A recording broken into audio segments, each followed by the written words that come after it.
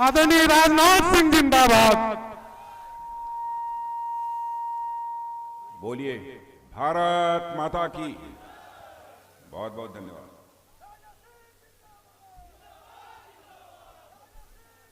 लोक जनशक्ति पार्टी के अध्यक्ष और यहां के सांसद श्री चिराग जी पासवान और भारतीय जनता पार्टी बिहार प्रदेश के अध्यक्ष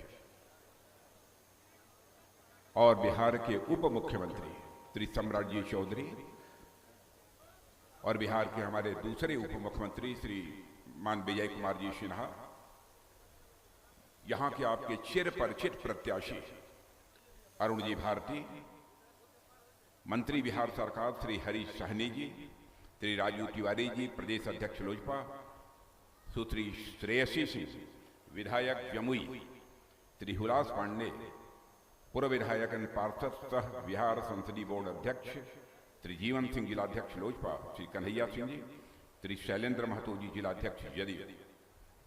इस सभा में मौजूद मेरे सभी सम्मानित बहनों एवं भाइयों, जहां तक मुझे याद है लगभग 3 बार जमुई की सार्वजनिक सभा को इसके पहले मैं संबोधित कर चुका हूं, लेकिन मुझे यह भी याद आता है इसके पहले जब भी मैं जमुई आया, बहनों भाइयों, हमारे अभिन्न मित्र जिनके साथ मेरा भावनात्मक रिश्ता था, और मैं ये कहूं कि एनडीए में वह शामिल हुए थे जब मैं पार्टी का राष्ट्रीय अध्यक्ष था, तो हमारे आग्रह पर ही एनडीए में जो शामिल हुए थे, ऐसे स्वर्गीय रामविलास जी पासवान आज हमारे साथ मंच पर नहीं है। स्वाभाविक रूप से उनकी कमी मुझे खटक रही है। खिलखिलाता हुआ चेहरा और जिस गर्मजोशी के साथ आकर वो लिपट जाते थे, उससे जिस अपनेपन का एहसास होता था, मैं उसको शब्दों में बयान नहीं कर सकता।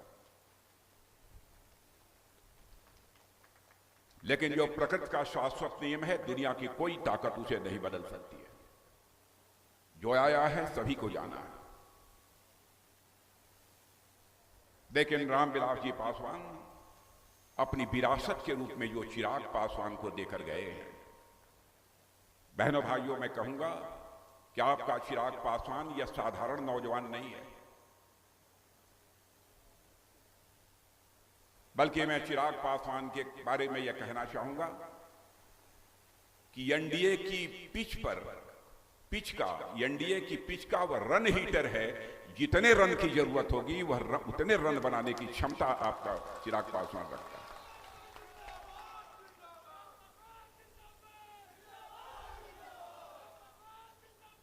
आज लोक जनशक्ति पार्टी की अध्यक्षता चिराग पासवान कर रहे हैं। मैं पूरी तरह से आश्वस्त हूं, जो हमारे रामविलास जी पासवान का स्वप्न था, उस स्वप्न को वह निश्चित रूप से साकार करेंगे। आज बाबा साहब भीमराव अंबेडकर की जयंती है, इसके लिए भी मैं आप सबको शुभकामनाएं देता हूं और अपनी एनडीए की तरफ से आप सबको आश्वस्त करना चाहता हूं।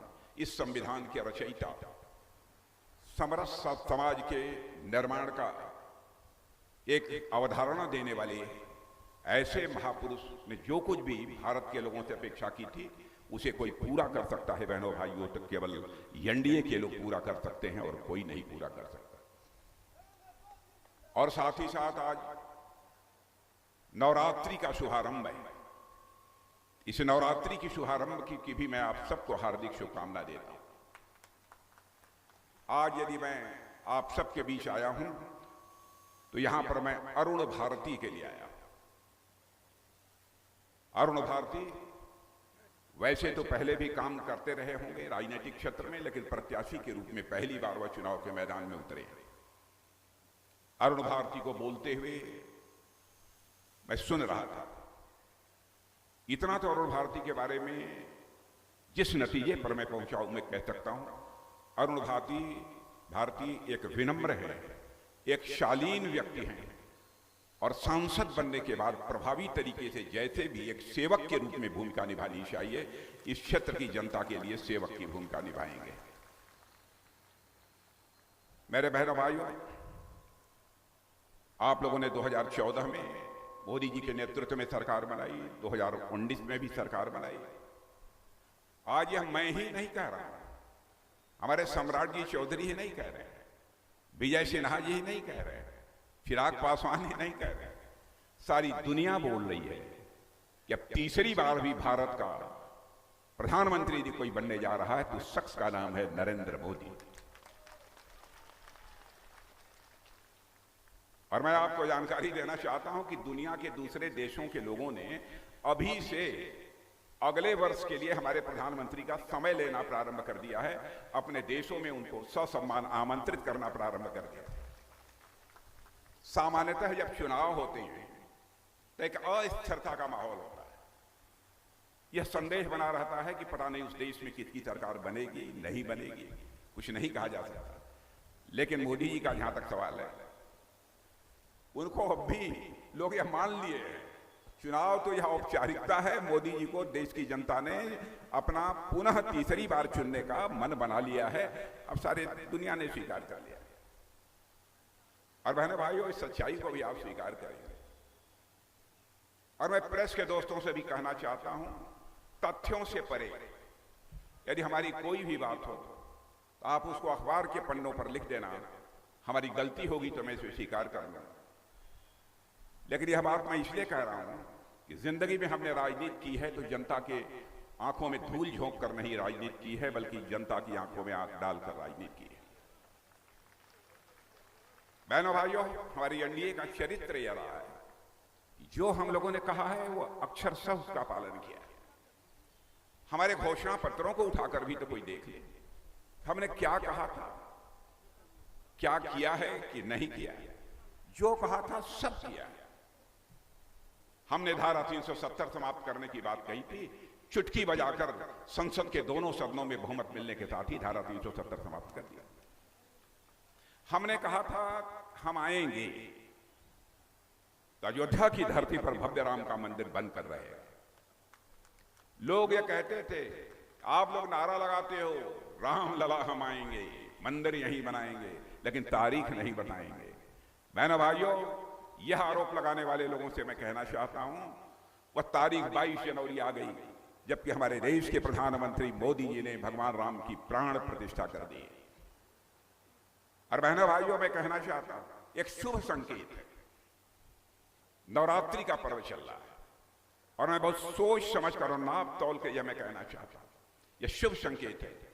राम लला अपनी कुटिया से निकल के अपने महल में प्रवेश कर चुके हैं। भारत में राम राज्य के आगाज को अब दुनिया की कोई ताकत रोक नहीं सकती।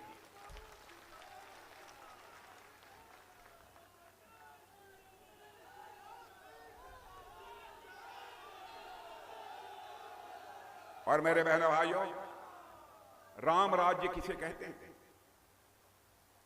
राम राज्य वही राज्य होता है जिसमें कि हर व्यक्ति को, राम राज्य उसी राज्य को कहते हैं कि हर व्यक्ति को दायित्व बोध हो, कर्तव्य बोध हो, हमें क्या करना चाहिए इसकी जानकारी। अधिकार बोध से नहीं, हमारा अधिकार क्या है। कैकेयी ने के अंदर अधिकार बोध था, हमारा यह अधिकार है, हमारा ही बेटा सिंहासन पर बैठना चाहिए। इसी कारण सारा संकट पैदा हुआ था और मर्यादा पुरुषोत्तम भगवान राम को 14 वर्षों का वनवास स्वीकार करना पड़ा।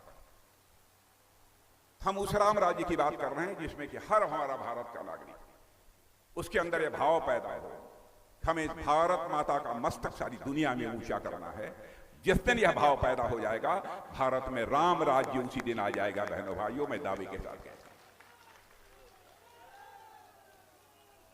अब जैसे हम लोगों ने कहा था कि हम आएंगे तो 3 तलाक की प्रथा को समाप्त करेंगे। लोग कहते हैं आप लोग मुस्लिम विरोधी हैं। मैं अपने मुस्लिम भाइयों से भी कहना चाहता हूं, मैंने जिंदगी में कभी जाति, पंथ, मजहब की राजनीति नहीं की है। मैंने बराबर यदि राजनीति की है तो इंसाफ और इंसानियत की राजनीति की है। मेरे बहन भाई, मैं मुसलमान भाइयों को बतलाना चाहता हूं, केवल मुसलमान भाइयों को नहीं, जो ईसाई हों उनको भी, जो यहूदी हों उनको भी, जो भी पारसी हों उनको भी, जो भी भारत के नागरिक हैं, चाहे किसी भी धर्म को मानने वाली कोई माता हो, बहन हो, बेटी हो, बहनों भाइयों, कोई इसे स्वीकार करे अथवा न करे, हम सब सारे लोग, एनडीए के लोग, भारतीय जनता पार्टी के लोग, उसको अपनी माता, बहन और बेटी ही मानते हैं। भले ही आपको जो मानना हो उसे मानो, लेकिन हम माता, बहन और बेटी मानते हैं। किसी भी धर्म को मानने वाली माता, बहन और बेटी के साथ जुल्म होगा, अत्याचार होगा, तो सत्ता के लोभ में कोई भले ही उसे माफ कर दे, लेकिन बहनों भाइयों, भारतीय जनता पार्टी माफ नहीं करने वाली है। 3 तलाक कितना जुल्म था। मुस्लिम बहनों पर शादी हुई 10 दिन के बाद खड़े होकर कोई बोल दे तलाक तलाक तलाक, और उसको छुट्टी कर दे। राजनीति जाए भाड़ में, सत्ता के मोह में भले ही कोई इसे स्वीकार कर ले, लेकिन हम एनडीए के लोग इसे कभी स्वीकार नहीं कर सकते बहनों भाइयों। इसलिए डंके की चोट पर हमने 3 तलाक की प्रथा को भी समाप्त कर दिया। बार बार मैं कहता हूं कि राजनीति केवल सरकार बनाने के लिए नहीं की जानी चाहिए। राजनीति की जानी चाहिए तो देश बनाने के लिए राजनीति की जानी चाहिए। मैं कभी कभी नजर डालता हूं, क्या हो गया है लालू जी को। बहनों भाइयों, लालू जी हमारे मित्र हैं, उनके परिवार के लोग क्या बोल रहे हैं। सरकार बनेगी तो मोदी जी को जेल में डाल देंगे। न 9 मन तेल होगा न राधा नाचेगी। बहनों भाइयों, न 9 मन तेल होगा न राधा नाचेगी।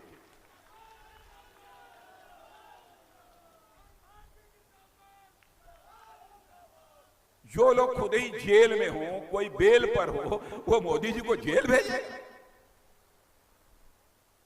मैं जानता हूं बिहार की जनता बहुत स्वाभिमानी जनता है, अच्छी तरह सब कुछ बर्दाश्त कर लेगी, लेकिन मोदी का जेल जाना यह हिंदुस्तान की जनता को कतई स्वीकार नहीं हो। इस तरीके की बातें जो करने वाले लोग हैं उनको पूरी तरह से नकार देगी इस देश की जनता। अब मछली नवरात्रि के पर्व पर आप खाते हो, क्या संदेश देना चाहते हो? आपको जो खाना हो, मछली खाना हो, सुअर खाना हो, कबूतर खाना हो, हाथी खाना हो, घोड़ा खाना हो, सब खाओ। दिखाने की जरूरत क्या है? बहनों भाइयों, केवल वोट के चक्कर में तुष्टीकरण की राजनीति से कहते हैं कई खास मजहब के लोग इसके कारण हमसे खुश हो जाएंगे, वोट दे देंगे। लालू जी मैं कहूंगा, ऐसे लोगों को संभालिए।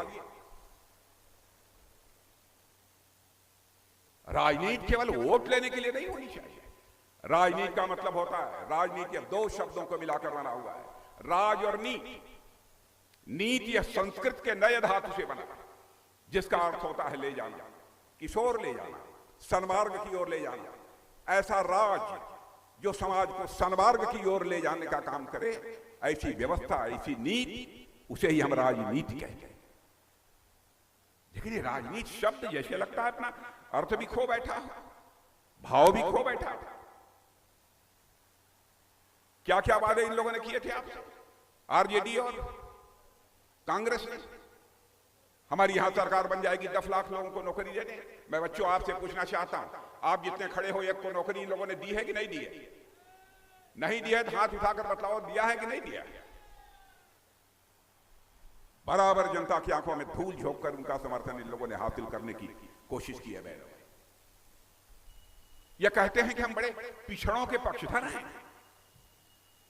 मैं कहना चाहता हूं बहनों भाइयों, सच्चाई है कि पिछड़ों के लोग दुश्मन हैं। कर्पूरी ठाकुर जी ने आरक्षण की जो व्यवस्था दी थी, मैंने उत्तर प्रदेश का मुख्यमंत्री रहते हुए उसे लागू किया था।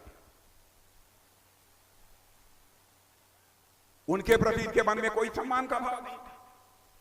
पहली बार कर्पूरी ठाकुर को भारत रत्न से नवाजने का काम यदि किसी ने किया है तो हमारे देश के प्रधानमंत्री मोदी जी ने किया है। बहनों भाइयों, दूसरों ने किया।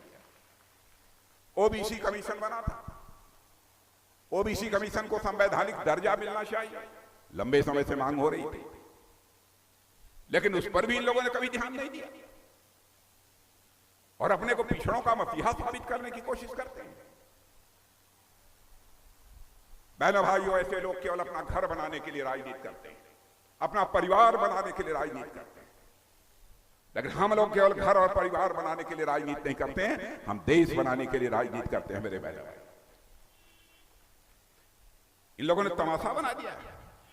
चाहे काकेलकर की रिपोर्ट रही हो, मंडल कमीशन, उसको ठंडे बस्ते में डाल दिया, मंडल कमीशन का विरोध किया, हर चीज का विरोध किया, फिर भी अपने को पिछड़ों के मसीहा कहते हैं। लेकिन चलिए, जो था तो था। बच्चों को नौकरी, बच्चों को जेल भेज रहे हैं, पेपर लीक हो रहे हैं, क्या क्या इनके शासनकाल में नहीं हुआ? ये चुनाव के समय है मेरे बहनों भाइयों,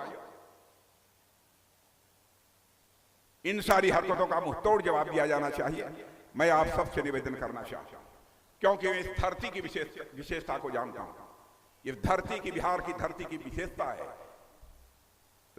जो राजकुमार सिद्धार्थ को महात्मा बुद्ध बना देती है यह धरती, और इतना ही नहीं, मोहनचंद करमचंद गांधी को महात्मा गांधी बना देती है यह बिहार की धरती। ऐसी धरती, इस धरती के प्रभाव को समझिए, इस धरती के महत्व को समझिए। और भारत के प्रधानमंत्री मोदी जी देश को जितना आगे ले जा रहे हैं, आप लोगों को पता नहीं जानकारी है कि नहीं है। आज के कुछ वर्षों पहले, 10 वर्षों पहले, भारत दुनिया के मंचों पर कुछ बोलता था, दुनिया भारत की बातों को गंभीरता पूर्वक नहीं सुनती। लोग कहते थे भारत कमजोर भारत है, कमजोर देश है, हमारी बातों पर कोई ध्यान ही नहीं देता। मुझे खुद याद है कि पहले जब हम लोगों की बोलने की बारी होती थी तो बहुत सारे लोग जो प्रतिनिधि दूसरे देशों के होते थे उठ के चल देते थे, ठीक है भारत बोल लेगा, एक आध दो और कमजोर देश बोल लेंगे, उसके बाद आकर हम लोग बैठेंगे। लेकिन बहनों भाइयों, आज आपको जानकर खुशी होगी, अंतर्राष्ट्रीय मंचों पर, दुनिया के मंचों पर आज यदि भारत कुछ बोलता है, सारी दुनिया कान खोलकर सुनती है कि भारत बोल क्या रहा है। यह भारत की हैसियत है। मैं एक घटना बताना चाहता हूं। कतर में, कतर देश का नाम आप लोगों ने सुना होगा। कतर देश में हमारे नौसेना, नेवी के कुछ अधिकारी, रिटायर्ड जो थे, पूर्व अधिकारियों को किसी कंपनी में, कतर में काम करते थे, किसी प्राइवेट कंपनी में, वहां की अदालत ने उनको फांसी की सजा दे दी। मैंने कहा प्रधानमंत्री से, सब सारे लोग बहुत चिंतित हुए। हर के बावजूद वो भारतवासी हैं, उनको बचाना ये हमारा नैतिक दायित्व है। बहनों भाइयों, हमारे प्रधानमंत्री का कलेजा देखिए, उन्होंने टेलीफोन उठाया और कतर के राष्ट्रपति से बात की, और उसका परिणाम यह निकला कि 2-3 दिन के अंदर ही हमारे जो नौसेना के पूर्व अधिकारी कतर की जेलों में बंद थे, उनकी सजा को कतर के राष्ट्रपति ने माफ कर दिया और सकुशल भारत लौटाए। यह है भारत की ताकत, यह है भारत की ताकत। इसलिए मैं आप सबसे अपील करने आया। योजनाओं के लिए मैं चर्चा करूंगा, किसको घर मिला, कहां पानी गया, किसके घर में कितने शौचालय बने, ये तो बहुत लंबी बात हो जाएगी, लंबा समय लगेगा इसमें। आगे हमको एक स्थान पर जाना भी है, 2 स्थानों पर, बिहार में भी एक सभा और उसके बाद पश्चिम बंगाल की एक सभा को मुझे संबोधित करना है। इसलिए मैं आप लोगों से अपील करने आया कि बहनों भाइयों, एनडीए को मजबूत बनाइए। बिहार की एक सीटें भी एनडीए की नहीं शेष बचनी चाहिए, जिस पर कि एनडीए की विजय पताका न फहराए मेरे बहन। और हमारे अरुण भारती जी का चुनाव चिन्ह, हमारे चिराग पासवान का चुनाव चिन्ह तो हेलीकॉप्टर है। क्या बात है, जरूरत होगी तो उड़ जाएगा, जरूरत होगी तो धरती पर आ जाएगा।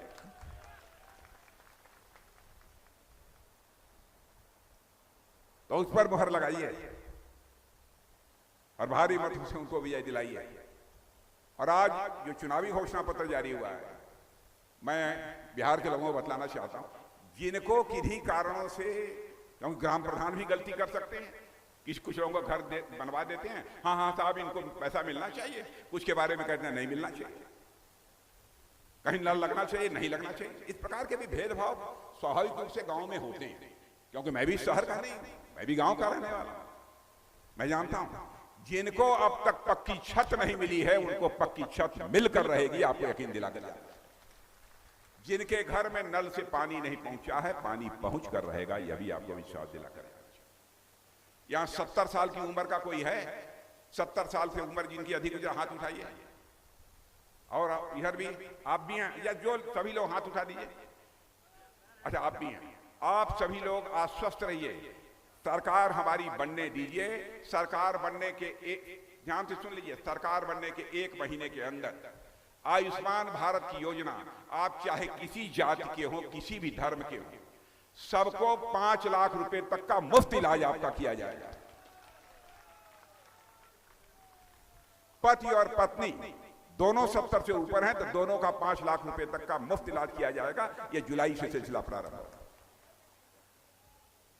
ऐसी कई योजनाएं हम लोगों ने बहनों भाइयों प्रारंभ की है, बहुत सारी योजनाएं प्रारंभ की है। और जहां तक 5 किलो मुफ्त राशन मिलता है, मैं जानता हूं उसमें भी आप कुछ न कुछ गड़बड़ सड़बड़ करते हैं। करते हैं कि नहीं करते? करते हैं। परिवार में लेना चाहिए, एक आदमी को 5 लोग लेते हैं, अब 25 किलो तो खाएंगे नहीं, कुछ निकाल के बेच देते हैं। यह है सच्चाई कि नहीं? अरे भाई, बिहार में सच तो बोलो, डंके की चोट है, सच्चाई कि नहीं है? यह काम और कोई नहीं कर सकता। यह कर सकता है तो 56 इंच के सीने वाला देश का प्रधानमंत्री मोदी ही कर सकता है। बहनों भाइयों, बातें बहुत सारी हैं, बस यही मैं कहना चाहता हूं। रक्षा की दृष्टि से यदि मैं रक्षा मंत्री हूं तो एक बात और मैं बता, बहनों भाइयों, भारत अब कमजोर भारत नहीं रहा। जो चाहे सो भारत को आंख दिखा दे। भारत अब दुनिया का ताकतवर देश बन चुका है। हम किसी को आंख दिखाते नहीं, लेकिन हमें यदि कोई आंख दिखाएगा तो उसका माकूल जवाब देने की क्षमता यदि किसी के अंदर है तो भारत के अंदर है। ऐसा नहीं है कि जो चाहे वह भारत को आंख दिखाकर चला जाए। अब इन लोगों की, कांग्रेस आरजेडी वालों की हालत क्या है? मोदी जी ने सर्जिकल स्ट्राइक की। आतंकवाद का खात्मा होना चाहिए कि नहीं होना चाहिए? मैं आपसे पूछता हूं, नक्सलवाद का खात्मा होना चाहिए कि नहीं होना चाहिए? अब आतंकवादी वारदातें हमारे देश की धरती पर पड़ोसी देश वाले कर गए। हमारे प्रधानमंत्री ने फैसला किया, फिर सर्जिकल स्ट्राइक की। हमारे सेना के जवानों ने, जरूरत पड़ी थी एयर स्ट्राइक की। और बहनों भाइयों, सीमा के इस पार नहीं, सीमा के उस पार जाकर दुश्मनों का सफाया करने में हमने कामयाबी हासिल की थी। यह है भारत की ताकत। हम इस पार भी मार सकते हैं और जरूरत पड़ी तो हम उस पार भी जाकर मार सकते हैं। यह है भारत की रक्षा क्षमता। इसलिए मैं आप सबसे अपील करना चाहता हूं, आप सभी का समर्थन एनडीए के हर प्रत्याशी को। यह मत देखिए कोई भारतीय जनता पार्टी का है, कमल का फूल है तो कमल के फूल पर दीजिए, यदि हेलीकॉप्टर है तो हेलीकॉप्टर पर दीजिए, यदि और कुछ है तो और कुछ पर दीजिए। और हमारे यहां 2 उप मुख्यमंत्री बैठे हैं। हमारे नीतीश कुमार जी मुख्यमंत्री हैं। अब लालू जी, अन्य लोग उनके बारे में क्या कहते हैं आप जानते हैं, लेकिन बहनों भाइयों, हमारे नीतीश कुमार जी के बारे में चाहे जो कर लीजिए, लेकिन कोई भी माई का लाल, चाहे बिहार का हो अथवा दूसरे राज्यों का, उंगली उठाकर नहीं कह सकता है कि उनके मुख्यमंत्रित्व काल में एक भी भ्रष्टाचार की दाग नीतीश कुमार के ऊपर लगी हुई हो। यह कम से कम इतना तो कोई नहीं कह सकता। इस ईमानदारी की तो इज्जत की जानी चाहिए। आज इस राज्य के मुख्यमंत्री हैं और हमारे भारतीय जनता पार्टी के प्रदेश अध्यक्ष सम्राट जी चौधरी कितने दमखम के साथ काम कर रहे हैं। हमारे विजय कुमार जी सिन्हा, आप सभी लोग अच्छी तरह परिचित हैं। तो आपका स्नेह प्यार मिलना चाहिए, बस यही अपील करने आया था। तरुण भारती जी को जिता देंगे ना पक्का? ना ना, लग नहीं रहा ना। जब हर एक हाथ उठेगा, हर एक हाथ उठेगा, तालियां बजाते हुए उठेगा तो मैं मान लूंगा जिता देगा।